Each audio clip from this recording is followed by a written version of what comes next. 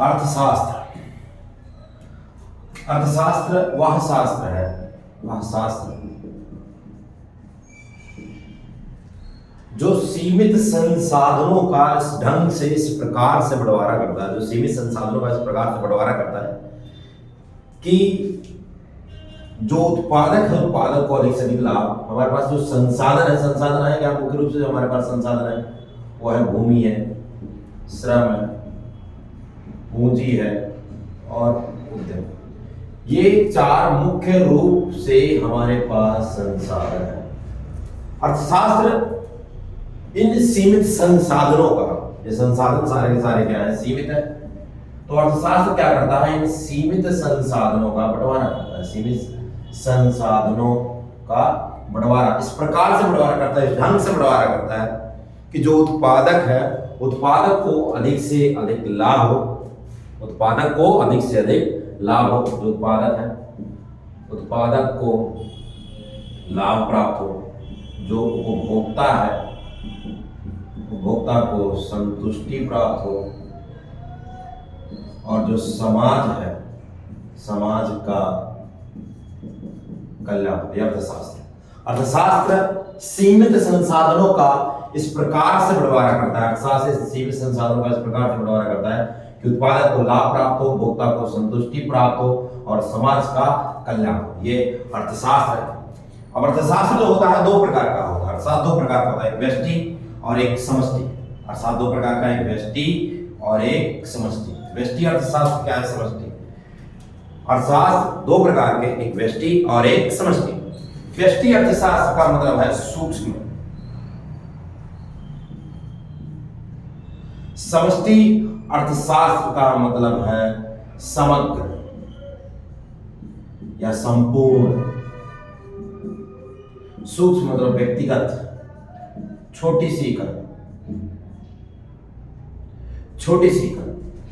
व्यष्टि अर्थशास्त्र जो है, व्यष्टि जो है वो व्यक्तिगत स्तर पर आर्थिक संबंधों और समस्याओं का अध्ययन करेगा। व्यष्टि जो है वो व्यक्तिगत स्तर पर आर्थिक संबंधों और समस्याओं का अध्ययन करेगा। अर्थात किसी एक के बारे में, किसी एक उपभोक्ता के बारे में, किसी एक उत्पादक के बारे में, किसी एक के बारे में अध्ययन करना है। एग्जाम्पल लेते हैं, मान लीजिए क्लास है, क्लास के अंदर यदि किसी एक बच्चे के बारे में जानना है, क्लास के अंदर किसी एक बच्चे के बारे में जानना है, तो उस एक छात्र के बारे में पता लगाने के लिए जो अध्ययन किया जाएगा वो होगा व्यष्टि अर्थशास्त्र कहलाएगा। लेकिन अगर हमें पूरी की पूरी क्लास के बारे में अध्ययन करना है, पूरी क्लास के बारे में अध्ययन करना है, तो वो समष्टि अर्थशास्त्र कहलाएगा। दूसरा एग्जाम्पल, एक जंगल है, उस जंगल के किसी एक पेड़ के बारे में अध्ययन करना है, किसी एक पेड़ पौधे के बारे में अध्ययन करना है, व्यक्तिगत स्तर पर अध्ययन करना है, तो ये व्यष्टि अर्थशास्त्र कहलाएगा। लेकिन अगर हमने पूरे के पूरे जंगल के बारे में अध्ययन करना है तो वह समष्टि अर्थशास्त्र कहलाएगा। तो ये व्यष्टि और समष्टि। व्यष्टि व्यक्तिगत स्तर पर आर्थिक संबंधों और समस्याओं का अध्ययन करेगा, और जो समष्टि है वो संपूर्ण अर्थव्यवस्था के स्तर पर, क्या संपूर्ण अर्थव्यवस्था के स्तर पर आर्थिक संबंधों और समस्याओं का अध्ययन करता है।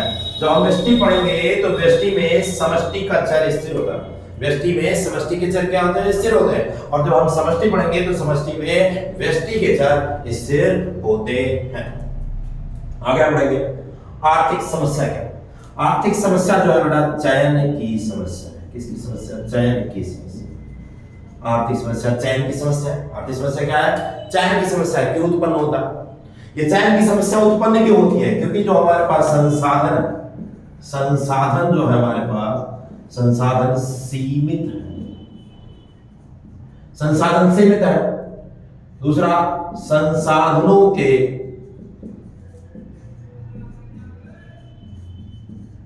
वैकल्पिक प्रयोग है। तीसरा,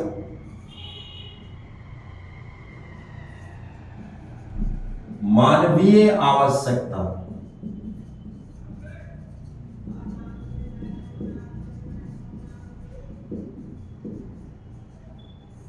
असीमित है। मानवीय आवश्यकता असीमित है। हम पढ़ रहे हैं आर्थिक समस्या क्या है। आर्थिक समस्या दुर्लभता, चयन की समस्या। क्वेश्चन उठता है कि चयन की समस्या को उत्पन्न क्यों होता है, रीजन क्या है, कारण क्या है किसके कारण? चयन की समस्या क्या होती है, उत्पन्न होती है। तो चयन की समस्या उत्पन्न होने के कारण है क्योंकि संसाधन जो है हमारे पास सीमित है। संसाधन सीमित है, संसाधनों के वैकल्पिक प्रयोग है, और मानवीय आवश्यकता क्या है? असीमित है। एक एग्जांपल के द्वारा समझते हैं। कल्पना कीजिए आपके पास 100 रुपए है, ये आपके पास रिसोर्सेज है, संसाधन।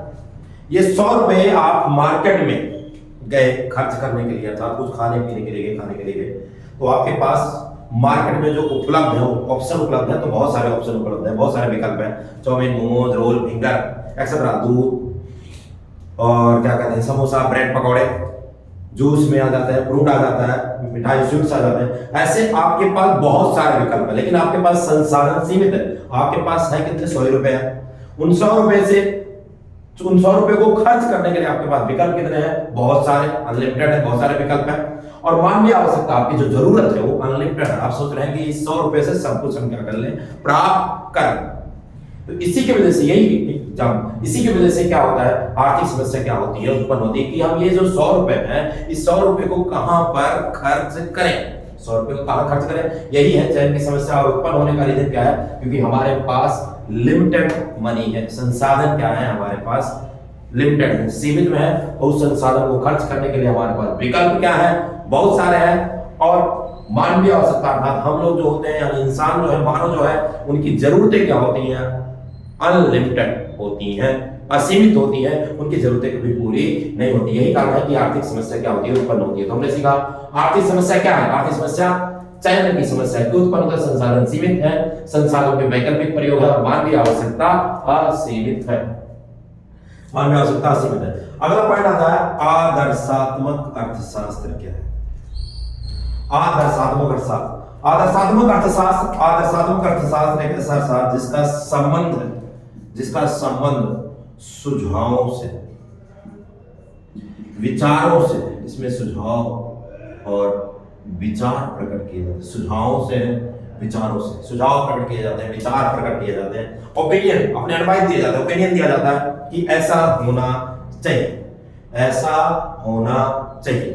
और ऐसे सुझाव दिए जाते हैं जिन सुझावों पर डिबेट किया जा सकता है, जिन सुझावों पर डिबेट किया जा सकता है।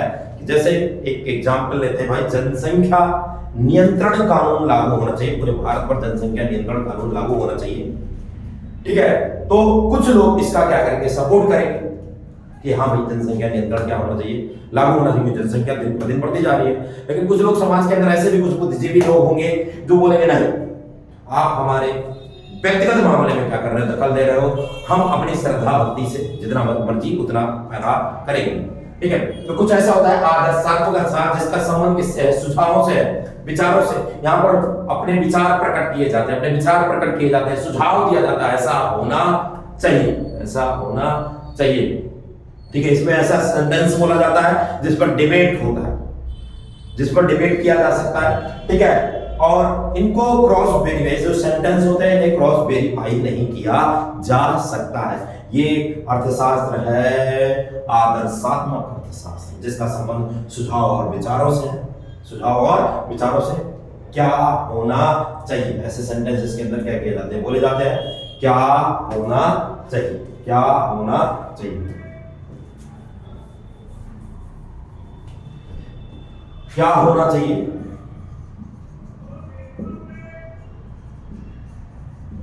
ऐसा सेंटेंस होता है जिस पर क्या किया जा सकता है, बहस किया जा सकता है। ऐसा सेंटेंस होता है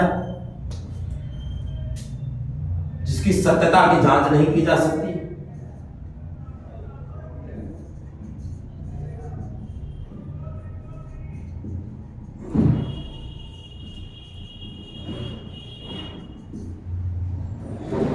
शक्ति, जैसे मैंने बोला जनसंख्या नियंत्रण कानून लागू होना चाहिए, ऐसे सुझाव विचार प्रकट किए जाते हैं। ये है आदर्शात्मक अर्थशास्त्र। अगला पढ़ना था सकारात्मक अर्थशास्त्र। सकारात्मक अर्थशास्त्र क्या है? सकारात्मक अर्थशास्त्र सकारात्मक अर्थशास्त्र जिसका संबंध होता है, जिसका संबंध किससे है? भूत से, वर्तमान से और भविष्य से। यानी क्या था, क्या है और क्या होगा, ऐसे सेंटेंस इसके अंदर क्या किए जाते हैं, बोले जाते हैं। इसके अंदर ऐसे सेंटेंस होते हैं जिसका संबंध भूत, वर्तमान और भविष्य से होता है। जिसका संबंध किससे होता है? भूत, वर्तमान और भविष्य से होता है, जिसका संबंध किससे है, भूत वर्तमान और भविष्य। क्या था, क्या था, भूत वर्तमान भविष्य। इसके क्या है, क्या था, क्या है और क्या होगा।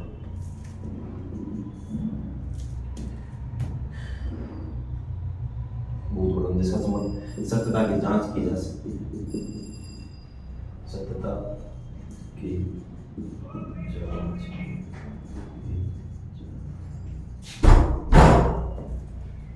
तो बाइक किसकी खड़ी है अभी? फोन कर रहा हूँ।